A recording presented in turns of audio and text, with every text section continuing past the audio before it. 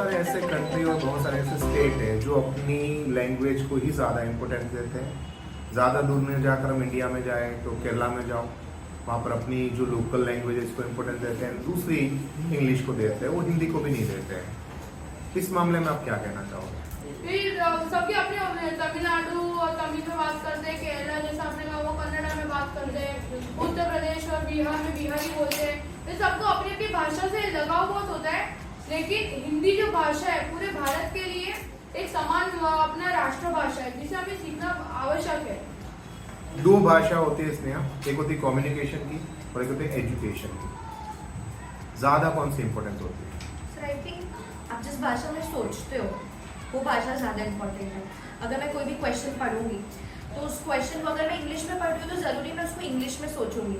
मेरा सबसे पहले सोचूंगी तो मैं हिंदी में सोचूंगी, और मैं जवाब को भी हिंदी में सोच के उसको इंग्लिश में लिखूंगी।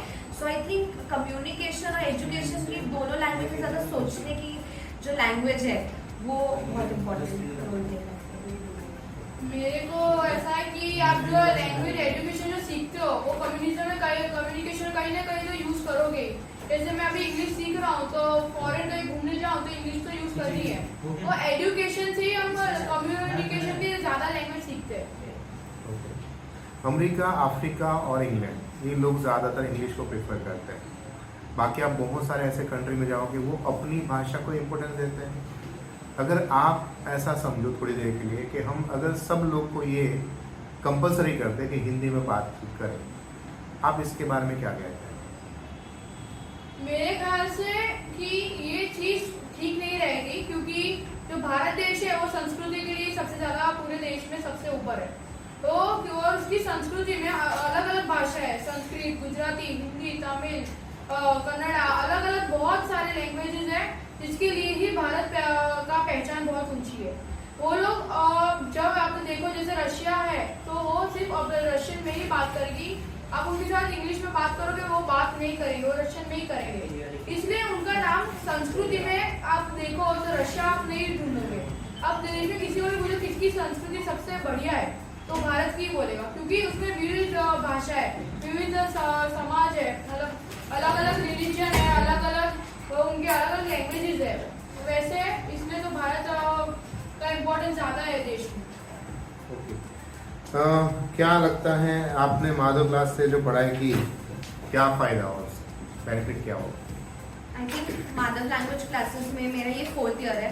मैं 9th स्टैंडर्ड में आई थी एंड आई थिंक मैंने अपनी किताब, अपनी लैंग्वेज को बहुत इंपॉर्टेंस देना लगी हूँ।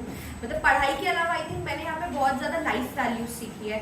यहाँ पे जो हर छोटे प्रोग्राम्स होते हैं, यहाँ पे मोटिवेट करने का जो तरीका होता है, इनफैक्ट हमारा जो क्लास है यहाँ पे अगर आप आओगे तो ही आपको पढ़ने की बहुत इच्छा होगी। सो आई थिंक मैंने अपनी किताब से ज़्यादा लाइफ स्किल्स सीखी है, कैसे किसी से बात करते हैं, कैसे किस चीज़ से किसको कैसे वे में सोचते हैं। आई थिंक मैंने बहुत सारी चीज़ों के पीछे का माइंडसेट और उसको कैसे चीज़ को रेसिप्रोकेट करना है वो थ्रू लैंग्वेज बहुत अच्छे से सीखा है।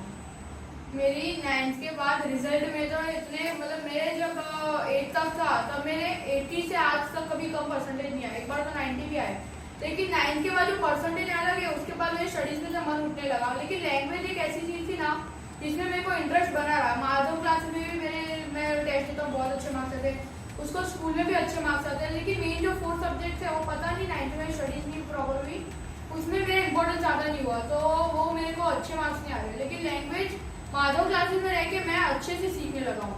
कभी कभी मम्मी वो ज़्यादातर मैं माधव क्लासेस में रहता हूँ, पहले रहता 8 बजे तक रहता था।